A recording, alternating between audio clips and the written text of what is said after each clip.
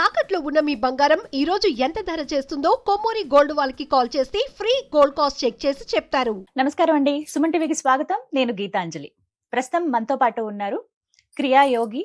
ఇంకా విశేషంగా చెప్పాలి అనంటే మహాలక్ష్మి అమ్మవారి మూల మంత్రం ఏదైతే ఉందో ఆ మంత్రాన్ని 1,000,000 సార్లు పారాయణ చేసినటువంటి దీక్షాపరులు పూర్ణాహుతి కూడా పూర్తి చేశారండి. అంతటి మహోన్నతమైన వారితో మాట్లాడడం చాలా సంతోషం. ఇంకా విశేషంగా చెప్పాలి, అగస్త్య స్పిరిచువల్ ఆర్గనైజేషన్ ట్రస్ట్ ఏదైతే ఉందో ఆ ట్రస్ట్ ని నడిపిస్తూ ఉన్నారు 1 సంవత్సరం నుంచి. చాలా విశేషంగా ఇంకా ప్రత్యేకంగా ఎన్నో అంటే ఆన్లైన్ లో కావచ్చు, ఆఫ్లైన్ లో కానీ ఎంతో మంది భక్తులకు ప్రత్యేకించి ఎవరైతే ఫాలోవర్స్ ఎవరైతే ఉంటారో వారందరికీ కూడా దీక్షనివ్వటం కావచ్చు, అలాగే మంత్రాన్ని వారికి ఉపదేశించడం కావచ్చు. దేశ విదేశాల్లో ఉన్నటువంటి ఎంతో మంది ఆన్లైన్ లో కూడా గురుగారి ద్వారా క్లాసెస్ ద్వారా నేర్చుకుంటూ ఉన్నారండి. ఎన్నో విశేషాలు మనకి ఎప్పుడు చెప్తూ ఉంటారు. అయితే ఇవాల్టి వీడియోలో ప్రత్యేకంగా రాబోతున్నటువంటి ఆషాఢ అమావాస్య రోజున ఎలాంటి సాధన చేస్తే మంచిది, ప్రత్యేకంగా గురువు గారు అమావాస్యకు ఒక విశేషమైన సాధన చేస్తారు అమ్మవారిది. ఆ వివరాలు మనకి ఇప్పుడు తెలియజేస్తారు. వారి ద్వారా తెలుసుకుని మనం కూడా ఆ సాధన మార్గంలో నడుద్దాం. గురుగారు నమస్కారం అండి. నమస్కారం అండి. చాలా సంతోషం. ముందుగా మీ చరణాలకు నమస్కారాలు అమ్మవారి తెలియజేసుకుంటున్నాను. యొక్క కృప మనందరికీ కూడా. శ్రీమాత్రే నమః. శ్రీమాత్రే నమః. మీరు నడిపించిన ఆ మార్గంలో నడుస్తూ ఉన్నాను. చాలా సంతోషం, ఎందుకంటే అది నేను అనుభవించాను కాబట్టి చెబుతూ ఉన్నాను. గురువులుగా మరొకసారి నమస్కారం తెలియజేసుకుంటూ, గురుగారు మరి అమావాస్య సాధన గురించి చెప్తాను అని అంటున్నారు. అది ఎలా అండి, ఎలా చేయాలి? ఓం శ్రీ గురుభ్యో నమః. గురుర్ బ్రహ్మ గురుర్ విష్ణు గురుర్దేవో మహేశ్వరః గురు సాక్షాత్ పరం బ్రహ్మ తస్మై శ్రీ గురవే నమః. మహాలక్ష్మి సాధన అనేటువంటిది విద్యారణ్య స్వామి దగ్గర నుంచి మనకి ప్రామాణికంగా పీఠాల ద్వారా మొట్టమొదట్లో పీఠాల్లో వాళ్ళు ఆచరించేవాళ్ళు. ఆ తర్వాత జనబాహుళ్యానికి కూడా అది అందింది. వాళ్ళు సంపుటీకరణంగా చేస్తారు ఈ మహాలక్ష్మి మంత్రాన్ని. సంపుటీకరణతో అండి. ఇది మారెళ్ళ రామకృష్ణ గారి ద్వారా లోకానికి చాలా కాలం నుంచి పరిచయం. ఇందులో ఏంటంటే దుర్గా సప్తశతిలోని కొన్ని శ్లోకాలను తీసుకుంటారు. మన కష్టాలన్నీ తొలగించాలని, అంటే అమ్మవారి శక్తి కూడా ఇందులో ఉంటుంది. మహాలక్ష్మి శక్తి కాకుండా మహాకాళి, మహాలక్ష్మి, మహాసరస్వతి శక్తి, ఆ ముగ్గురు యొక్క శక్తి ఉంటే మనకి ఇంకా సమస్య లేదు. మనకు కావాల్సినవన్నీ సమకూరుతాయి. అందుకని ఇది సంపుటీకరణ 1 నుంచి 19 శ్లోకాలు ఉంటాయి. అంటే అది శ్రీ సూక్తంతో కలిపిందనమాట. అంటే ప్రధానమైనటువంటి మంత్రం మూల మంత్రం అందరూ చేసుకోవచ్చు. అమ్మవారి మూల మంత్రం యజ్ఞపూర్వకంగా మనం పూర్ణాహుతిలో చేసేటప్పుడు మాత్రం శ్రీ సూక్త సంపుటీకరణంతో చేస్తారు. శ్రీ సూక్తంలో ఉన్న 15 హిరణ్యవర్ణాం హరిణీం సువర్ణదాం అనేటువంటి శ్లోకంతో 15 శ్లోకాలని కూడా ఈ 15 శ్లోకాల్లో 15 మంత్రాలని సంపుటీకరణ చేస్తారు. అంటే ఇందులో ఒక్కొక్క దాంట్లో ఏమేముంటుంది? దుర్గా సప్తశతి ఉంటుంది, ఈ మూలమంత్రం ఉంటుంది, మహాలక్ష్మి మూలమంత్రం ఉంటుంది, దాని తర్వాత ఈ శ్రీ సూక్తంలోని మంత్రం ఉంటుంది. దాన్ని సంపుటీకరణ అంటారు. అంటే అది అందరూ మొదటే చేయక్కర్లేదు. ఎవరైతే 1,00,000 జపం చేసినటువంటి వాళ్ళు పూర్ణాహుతి చేసుకునేటప్పుడు చేసుకోవచ్చు. దాన్ని ఇప్పుడు విశేషంగా ఈ రాబోయే 12వ తారీఖున కేసరి హనుమాన్ జియాగూడ గోశాల, అంటే ఇది గత 11 నెలల నుంచి మేము గోశాలలో నిర్వహిస్తున్నాం. గోశాలలో మహాలక్ష్మి సాధన చేస్తే ఈ మంత్రం చేసిన వాళ్ళు అక్కడ కూర్చొని జపం చేసుకోవచ్చు. దానివల్ల ఏంటండి ప్రయోజనం అంటే ఈ నవగ్రహ దోషాలన్నీ పోతాయి. గోశాలలో మనం అమావాస్య రోజున పార్టిసిపేట్ చేస్తే మనస్ఫూర్తిగా ఆ గోవులకు ఏం గ్రాసం ఇచ్చినా ఏమి ఇచ్చినా కూడా మన పితృదేవతల యొక్క ఆశీర్వాదం కలుగుతుంది. అమావాస్య రోజున మన సమస్యలన్నీ, అసలు దేవతలు ఎప్పుడు కూడా అనుగ్రహించడమే కానీ ఆటంకాలు సృష్టించరు, ఏ దేవత కూడా. మరి మన ఆటంకాలు ఎలా వస్తున్నాయి అందరికీ? ఎందుకు వస్తాయి అంటే మనం ఎప్పుడు కూడా ఉన్నతిని ఆశిస్తూ ఉంటాడు మానవుడు. మన పూర్వీకులంతా కూడా కోటీశ్వరులే, అగ్రహారాలు ఉన్నటువంటి వాళ్ళే.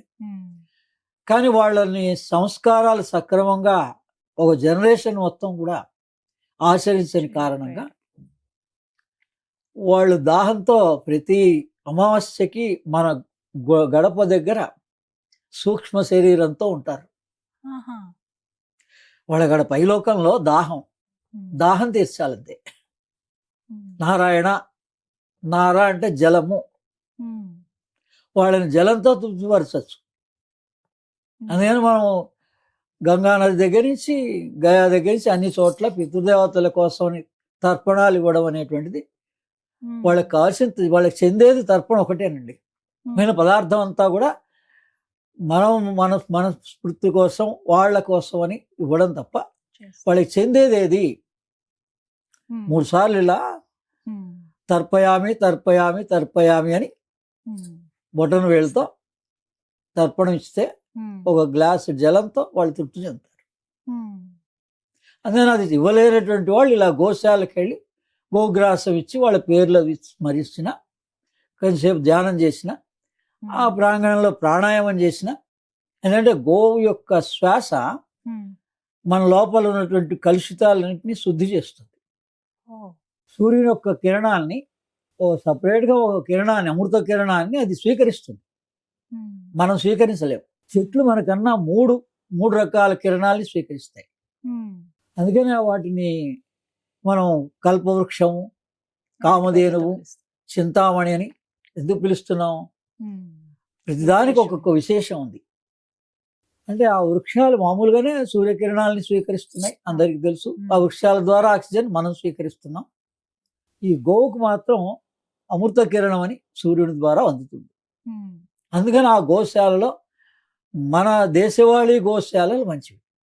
గోశాల అంటే మళ్ళీ ఏది పడితే దాంట్లో కాకుండా, అందుకని అందరికీ సుమన్ టీవీ ద్వారా ఆహ్వానం, ఎవరైనా రావచ్చు. ఈ కేసరి హనుమాన్ గోశాలలో జియాగూడలో ఉదయం 9 గంటల నుంచి 12 గంటల వరకు జరుగుతోంది విశేషంగా. అది కూడా ఆ రోజు ఒక్కరోజు మీరు వస్తే సంవత్సర కాలం వచ్చిన ఫలితం వస్తుంది. ఎలా అంటే మేము 11 నెలలు చేశాం, ఇది 12వ నెల, మాకు పూర్ణాహుతి. అందుకని ఆ రోజున పూర్ణాహుతిగా ఆ ఒక్కరోజు చేసినా కూడా మీ అందరికీ విశేష ఫలితం వస్తుంది. అందులో గ్రహణం రోజు, ఆ రోజు మనకుందా లేకపోయినా యూరోపియన్ కంట్రీస్కి ఉంది. ఆచార వ్యవహారంగా మనం ఏం పాటించక్కర్లేదు.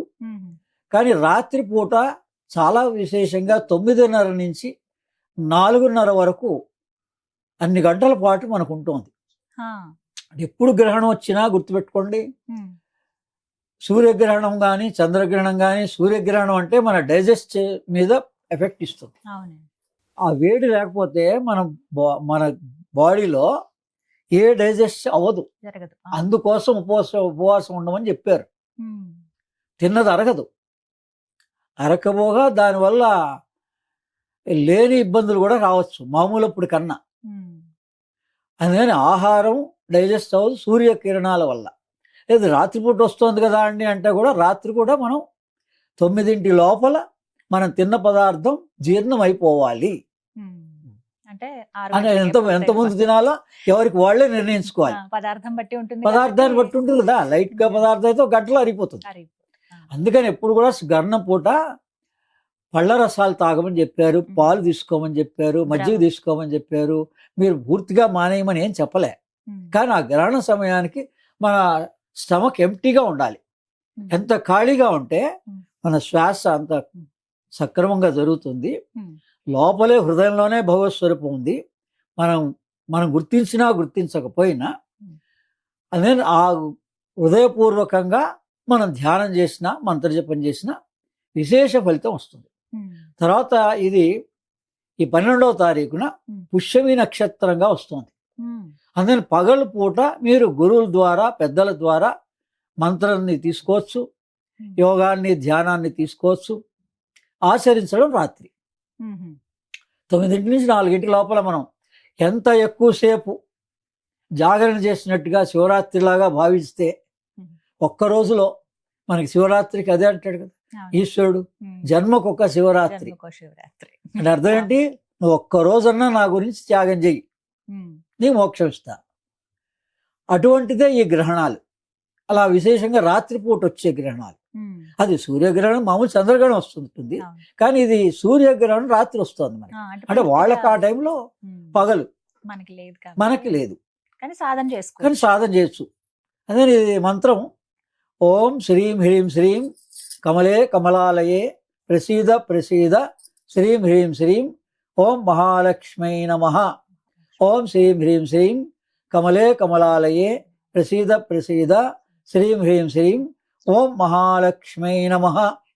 ఓం శ్రీం హ్రీం శ్రీం కమలే కమలాలయే ప్రసీద ప్రసీద శ్రీం హ్రీం శ్రీం ఓం మహాలక్ష్మై నమః. ఇది మూల మంత్రం.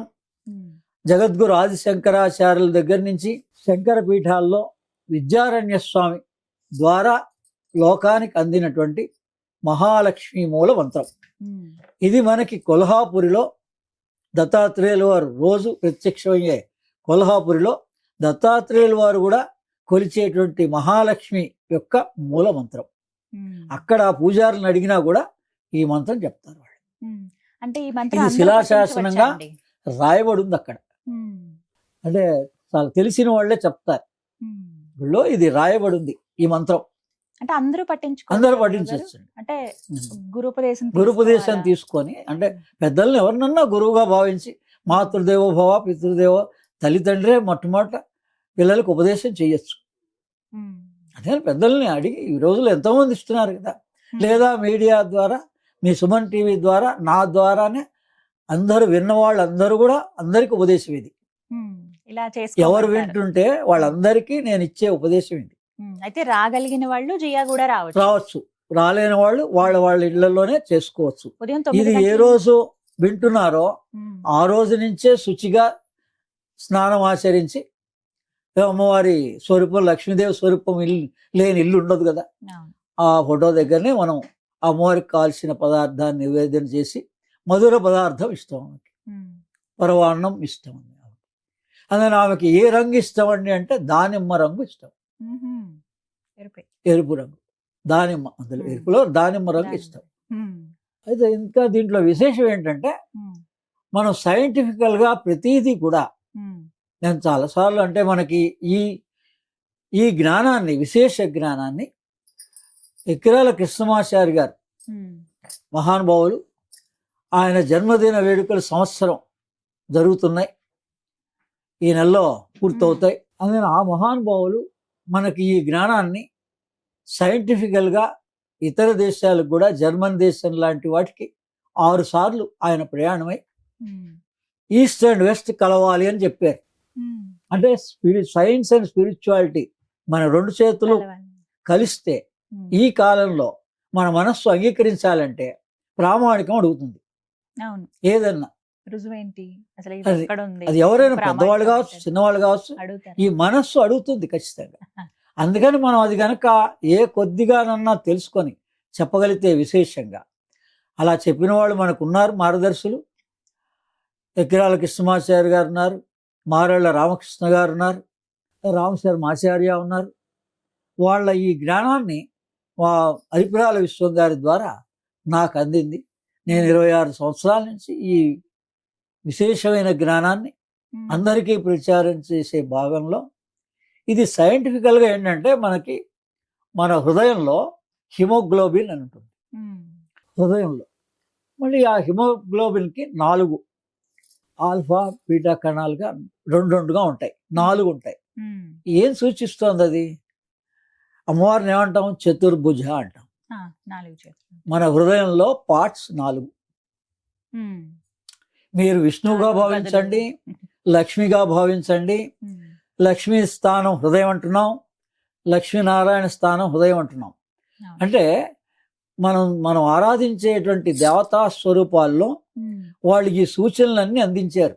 మనం వాటిని పట్టించుకోవటం లేదు, కేవలం పూజ చేస్తున్నాం, వదిలేస్తున్నాం. అందుకని వాళ్ళ బాహువులు ఎందుకు 4 ఉన్నాయి, మనిషికి 2 ఉండాలి కదా అడగాలి. అంటే ఇవన్నీ కూడా ఈ హృదయంలోని లోబ్స్. ఈ హార్ట్లో ఎలా ఉన్నాయో పైన బ్రెయిన్లో కూడా అలాగే ఉన్నాయి. అందుకని ఈ హృదయంలో ఉన్నటువంటి ఇక్కడ శ్రద్ధ, హృదయం ద్వారా మనకు కలిగేది శ్రద్ధ కలుగుతుంది.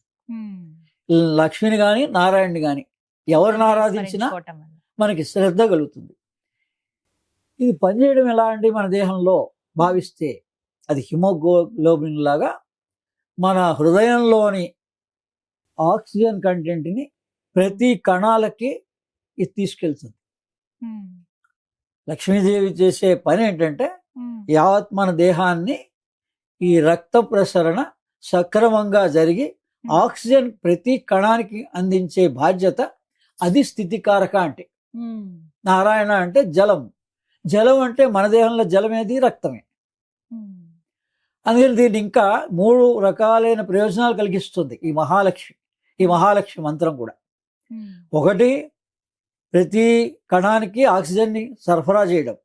తర్వాత అక్కడున్న మాలిన్యాన్ని, కార్బన్ డైఆక్సైడ్ని ప్రతి కణం నుంచి తిరిగి తీసుకొచ్చి హృదయానికి సప్లై చేసేది కూడా హిమోగ్లోబినే. ఆ హిమోగ్లోబినే మహాలక్ష్మి. ప్రతిదీ మనం సైంటిఫికల్గా ఈ శక్తి మన దేహంలో ఎక్కడుంది, శివుడు అంటే ఏ శక్తి, లక్ష్మి అంటే ఏ శక్తి, బ్రహ్మ అంటే ఏ శక్తి, ఈ 3 తెలుసుకోవాలి. మనకి ఆలోచనలు, బుద్ధి, ఆలోచన విధానాన్ని ఈశ్వరుడు అంటే మంగళకారకుడు. మంగళకారకుడు అంటే మన ఏం చూపిస్తారు, దానికి పుర్రె చూపిస్తారు, ఎముకలు చూపిస్తారు, కపాలం చూపిస్తారు శివుడి చేతిలో. మహాకాళేశ్వరుడు అంటారు. ఈ సూచనల్ని గమనించాలి మనం.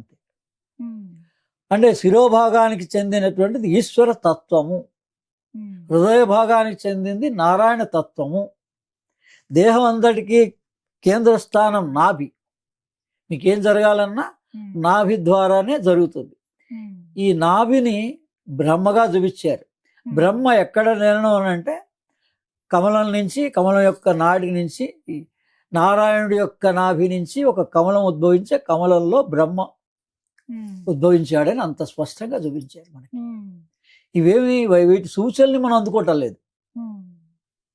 అందుకని మన ఈ కింది భాగాన్ని, ఈ దేహం యొక్క కేంద్ర భాగాన్ని, డైజెస్టివ్ పార్ట్ని సక్రమంగా నడిపించగలిగే శక్తి బ్రహ్మది. మన హార్ట్ కానీ, హార్ట్ ఫంక్షనింగ్ కానీ, బ్లడ్ సర్క్యులేషన్ కానీ, నర్వస్ సిస్టమ్ కానీ, ఈ బాధ్యత విష్ణువుది. ఆ తర్వాత శిరోభాగం లయకారకుడు. మనం రాత్రి హాయిగా నిద్రపోవాలంటే, ఏ తలనొప్పి లేకుండా నిద్రపోవాలంటే దాన్ని లయం అంటారు, పడుకోవడం. మనం ఏమనుకుంటున్నాం, చివరిలో జననం మరణం లయకారకుడు అనుకుంటున్నాం. ప్రతిరోజు జననం మరణమే సైంటిఫికల్గా మనం తెలుసుకుంటే. ఈ జ్ఞానం తెలిస్తే మనకు మరణ భయం ఉండదు. అందుకని పేరు ఎవరితోనన్నా ఆరంభం చేయండి, మీకు ఏ దేవత ఇష్టమైనా మంచిదే. అందుకని అది ఏంటి, ఏ శ్రావణ మాసమా లేకపోతే ఈ దేవత ఆ దేవత కాదు, ఇష్ట దేవత అన్నారు. ఎక్కడో అక్కడ ఆరంభం చేయండి, దాని సైన్స్ తెలుసుకోండి. మీకు దేహంలో మిగిలినవన్నీ ఈ సమన్వయం కావాలి. అందుకని మనకు వాళ్ళు నేర్పింది ఏంటంటే గురుర్ బ్రహ్మ, గురుర్ విష్ణు, గురుదేవో మహేశ్వర అంటే ఈ 3 సమన్వయంతో ఉండాలి. బ్రహ్మ, విష్ణు, మహేశ్వర సమన్వయాన్ని మనం చూసుకోవాలి. అలాగే వాళ్ళకి కలిగిన శక్తి ఎవరు? మన మహాలక్ష్మి, మహాకాళి, సరస్వతి. అందుకని ఈ పేర్లలో ఉన్న దేవతకి శక్తి. అంటే ఇవి నామరూపం దగ్గర ఆగిపోతున్నాం మనం. ఈ అన్ని నామరూపాలకి భగవంతుడి కన్నా ఎవరు గొప్ప అని అడిగారు. మరి భగవద్గీతలో కూడా ఉంది సమాధానం. భగవంతుడు గొప్పనా, భగవత్ తత్వం గొప్పదా? మనం తత్వం దాకా వెళ్ళాలి. అంటే లక్ష్మి యొక్క వివరమే తత్వం. సైంటిఫికల్ నాలెడ్జ్ దాకా వెళ్ళటం లేదు. మనం రిచువలిస్టిక్ దగ్గరనే ఆగిపోతున్నాము. ఇది అడగాలి, తెలుసుకోవాలి. అనుభవజ్ఞులు ఉన్నారు. లేకపోతే అందరికీ భగవంతుడు నెట్ ఏర్పాటు చేశాడు, ఇంటర్నెట్ ఏర్పాటు చేశాడు. మీరు పేరు సెలెక్ట్ చేసుకోండి, దానికి కావాల్సిన ఇన్ఫర్మేషన్ అంతా అడగండి. ఎంతో మంది సైంటిస్టులు మన ఈ దేవతల గురించి, అందరి దేవతల గురించి కూడా పరిశోధన చేశారు. మనకు కావాల్సినంత ఇన్ఫర్మేషన్ నెట్లో ఉంది. అందుకని ఈ సందర్భంగా, మన మహాలక్ష్మి సందర్భంగా ఈ లక్ష్మీ దేవత మనలో ఎలా ఉంది, ఈ రక్తాన్ని ఎరుపుగా మార్చగలిగే శక్తి కూడా లక్ష్మీదేవిది. ఏ డాక్టర్ దగ్గర పోయినా మీరు బ్లడ్ టెస్ట్ అడుగుతున్నారు అంటే బ్లడ్ లో దోషం వస్తుంది, దీన్ని సరి చేస్తుంది మహాలక్ష్మి. ఏం చేస్తుందండి మనకి అంటే, మీరు మామూలప్పుడు కూడా ఈ మంత్రాన్ని స్మరించుకుంటూ శ్వాసతో అనుసంధానం చేయండి. ఓం శ్రీం హ్రీం శ్రీం కమలే కమలాలయే ప్రసీద ప్రసీద శ్రీం హ్రీం శ్రీం ఓం మహాలక్ష్మీ నమః భావన చేయండి. మీరు బయట ఆమెకి ఏమి ప్రసాదాలు ఇచ్చారా, పూజ చేశారా, అవన్నీ ఏం అక్కర్లేదు. శుచిగా కాళ్ళు చేతులు కడుక్కొని కూర్చొని ధ్యానం నిమగ్నంలో అయి హృదయంలో ఉన్నటువంటి భగవత్ స్వరూపాన్ని మీరు భావించండి. ఈ మంత్రం చేస్తున్నప్పుడు లోపల ఏం జరుగుతోందో గమనించండి. అప్పుడు మనకి ఇవన్నీ అనుభవాలు కలుగుతాయి. మనకి దాని మీద ఆ సైన్స్ తెలుస్తుంది. అలానే మహాలక్ష్మి అంటే ఈ 3 ముద్రలతో ఉంటుంది. అంటే ఇది కుబేర ముద్ర అంటారు, 3 వేళ్ళని. అంటే అమ్మవారి యొక్క చేతిలో కమల పువ్వు ఉంటుంది. ఆ పుష్పం ఎలా ఉంటుంది, మనం నిజంగానే ఆడవాళ్ళు కనుక ఇలా పెట్టుకుంటే వాళ్ళకి నిజంగా కమల పువ్వు వాళ్ళ చేతుల్లో ఉంది అన్నట్టుగా దూరం నుంచి కనిపిస్తుంది అనమాట. అందుకని ఈ మొదటి 3 వేళ్ళని కలపాలి, చివరి 2 వేళ్ళని ముడవాలి. అంటే ఈ చివరి 2 వేళ్ళు ఏం సూచిస్తున్నాయి, ప్రాణ అపాన. ఈ ప్రాణ అపానాల్ని క్లోజ్ చేయాలి. అంటే మనలో అహంకారం పోతుంది. మన అహంకారం ఎందుకు వస్తుంది, శ్వాస ద్వారా వస్తుంది. తీసే శ్వాస, వదిలే శ్వాస, ఒకటి ప్రాణము, ఒకటి అపానము. ఈ 2 అయితే అహంకారం లేదు. అందుకని ఇది ఇలా పెట్టుకుంటే ఏమొస్తుంది, మనకి ఈ 3 యాక్టివేట్ అవుతాయి, ఈ 2 క్లోజ్ అవుతాయి. ఈ 2 స్టాప్ చేసినంత మాత్రాన మనకి ప్రాణం జరగదా, లోపల ప్రాణ ప్రసరణ మనకి తెలియకుండా ఈ 3 ప్రాణాలు యాక్టివేట్ అవుతాయి. మిగిలిన 5 ప్రాణాల్లో ప్రాణ అపాన సమాన వ్యాన ఉదాన పేర్లే తెలవటం లేదు మనకి. మనకి తెలవనటువంటి అదృశ్యమైనటువంటి ఈ 3 ప్రాణాలు మనలో యాక్టివేట్ అవుతాయి. అవి మనల్ని డీటాక్సిఫికేషన్ చేస్తాయి. మొత్తం రాత్రి అంతా ఈ ప్రాణాలు పనిచేస్తాయి. మనకి పగలంతా ప్రాణపానం పనిచేస్తోంది, బాగానే ఉంది. కానీ రాత్రిపూట ఈ ఉదాన ప్రాణము, వ్యాన ప్రాణము, భగవద్గీతలో చెప్పాడు, నువ్వెవరు అని అంటే వ్యాన ప్రాణం అని అన్నాడు. దేహం అంతా ప్రసరించేదాన్ని వ్యాన ప్రాణం అంటారు. ఊర్ధ్వముఖంగా తీసుకెళ్లేదాన్ని ఉదాన ప్రాణం అంటారు. మనకి ఏదైనా ఊర్ధ్వమే. మనకు ఆర్థికంగా ఊర్ధ్వంగా కావాలి, బయట కావాలి. ఇప్పుడు ఇదంతా ఏంటి, వనరుల్ని సృష్టిస్తుంది. లక్ష్మి అంటే వనరుల్ని. రాజకీయంగా ఉన్నారు, దేశం సుభిక్షంగా ఉండాలి. వనరులు ఎక్కువ ఉంటే ఆ దేశం సుభిక్షంగా ఉంటుంది. ఉన్న వనరుల్ని వాడుకోగలిగితే, అనేక చోట్ల ఇప్పుడు పెట్రోల్ ఉంది. యుద్ధ సందర్భంగా పరిశోధన చేసి, ఇంతకుముందు పరిశోధన చేసిన ఇప్పుడు బయట పెట్టారు. అదే మనకు కావాల్సినంత సంపద మన దగ్గరే ఉంది. కానీ ఆ వనరుల్ని మనకి అందేలాగా సృష్టించాలి. ఈ పని ఎవరు చేస్తారు, మహాలక్ష్మి శక్తి చేస్తుంది. అందుకని రాజకీయ నాయకులు కూడా ఈ మహాలక్ష్మి సాధనని విశేషంగా ఉపయోగించుకోవచ్చు. వ్యాపారస్తులైతే ఎలాగో ఉపయోగించుకుంటున్నారు. సర్వజనులు అందరం కూడా మనకు కావాల్సిన వనరులు ఉత్పన్నం అవ్వాలంటే, మనకి కుటుంబ సంఖ్య అందరిలోకి సఖ్యత కలగాలన్నా మహాలక్ష్మిదే బాధ్యత, నారాయణుడిదే బాధ్యత, స్థితికారకుడి. ఆ ఇద్దరు ఒకటే. నారాయణుడి శక్తి లక్ష్మి, లక్ష్మి శక్తి నారాయణ. ఈ గ్రహణం రోజు ఈ గ్రహణం రోజున ఈ విధంగా రాత్రిపూట అందరూ కూడా యోగ మంత్ర యోగ ధ్యాన పద్ధతులు ఆచరించుకోవచ్చు. లేదు ఏం లేదు, కేవలం ఇలా ముద్ర పెట్టుకొని ఒక అరగంట గంట సేపు కూర్చొని అలా నిద్రపోయినా కూడా వాళ్ళకి కావాల్సిన ఫలితం వాళ్ళకి వస్తుంది. వాళ్ళకి ఏం తెలిసినా తెలియపోయినా, మన హృదయంలోనే మంత్రం చేసినా చేయకపోయినా, ఒట్టి శ్రీం బీజం చేసినా చాలు. మంత్రం అంతా చేయలేని వాళ్ళు శ్రీం బీజం చేయొచ్చు. సౌందర్య లహరిలో ఉంది, శ్రీం బీజం ఉంది. ఆ శంకరాచార్యులు ఇచ్చారు మనకి. అందుకని మహాలక్ష్మి అనేది, లక్ష్మి లేకుండా మన మనుగడ లేదు. నారాయణుడు లక్ష్మి లేకుండా, అంటే బ్లడ్ సర్క్యులేషన్ లేకుండా మనిషి మనుగడ కాదు, ఏ జీవికి లేదు. అందుకని ఇది సైన్స్గా ఎంత తెలుసుకుంటే, మనం వేరే వాళ్ళకి, మన జనరేషన్కి, ఫ్యూచర్ జనరేషన్కి చెప్పగలిగితే, తల్లిదండ్రులందరూ విని పిల్లలకి చెప్పగలిగితే, ఈ మహాలక్ష్మి సాధన వల్ల దేశం కూడా సుభిక్షంగా తయారవుతుంది. సామూహికంగా మనం చేస్తే ఇలా నెలకు ఒక్కసారి అమావాస్యకి ప్రతి అమావాస్యకి చేసుకోవచ్చు. అప్పుడే ఎలా చేయాలి, ఏకాహంగా చేసుకోవచ్చు. అంటే అందరూ కలిసి ఆ రోజంతా కూడా ఆ నామజపం రోజు మంత్రజపం చేసేవాళ్ళు చేయొచ్చు, లేకపోతే బ్యాచ్లు వైజ్గా ఒక గంట సేపు చేసుకోవచ్చు. వీలున్న వాళ్ళు ఒక గంట చొప్పున 24 గంటలు కంటిన్యూగా చేస్తే ఆ ఆ చేసినటువంటి చోటుకి దానికి విశేష ఫలితం వస్తుంది. మొత్తం మీద ప్రతి అమావాస్యకి ప్రతి ఈ అమావాస్యకి విధంగా చేయొచ్చు. చేసుకోవచ్చు. ఇప్పుడు అంటే గ్రహణం ఉందా లేదా అని కాదు, ఉమ్, ప్రతి అమావాస్యకి చేసుకోండి. ఉమ్, మనకు కావాల్సిన వనరులు, సంపద, కేవలం సంపదే కాదు కదా, ఉమ్, మన ఆరోగ్యం ఉండాలి కదా, అవునండి. అన్ని రకాలుగా కూడా భగవత్ శక్తి మన హృదయంలో ఉంది, ఉమ్, శిరోభాగంలో ఉంది, నాభిలో ఉంది. ఉమ్, ఈ మూడిటి మీద మనకి ఎంతవరకు జ్ఞానం ఉంటే అంతవరకు కాన్సన్ట్రేట్ చేస్తే ఉమ్. ఎవరెవరి పరిధిలో వాళ్ళకి విశేషమైనటువంటి ప్రయోజనాలు కలుగుతాయి. మరొకసారి చివరిగా తెలియచేయండి గురుగారు. జియాగూడ జియాగూడ కేసరి హనుమాన్ దేవాలయం, గోశాల కూడా ఉంటుంది. అక్కడ అందరూ సుమన్ టీవీ మాధ్యమంగా అందరినీ ఆహ్వానం, అందరు రావచ్చు, సమయం అండి. వాళ్ళంతటా వాళ్ళు వచ్చి పార్టిసిపేట్ చేయొచ్చు. కాదంటే వస్త్రాలు ఒకటి వాళ్ళు మన హిందూ పద్ధతి ప్రకారంగా తెచ్చుకుంటే చాలు, ఉమ్, అక్కడ అందరూ పార్టిసిపేట్ చేయొచ్చు. ఉమ్, కావాల్సిన ఎవరైనా ఎంతమంది రావచ్చు. వచ్చినా కూడా ఏర్పాట్లు చేసాం. ఉమ్, 9 గంటల నుంచి 12 గంటల వరకు, ఉమ్.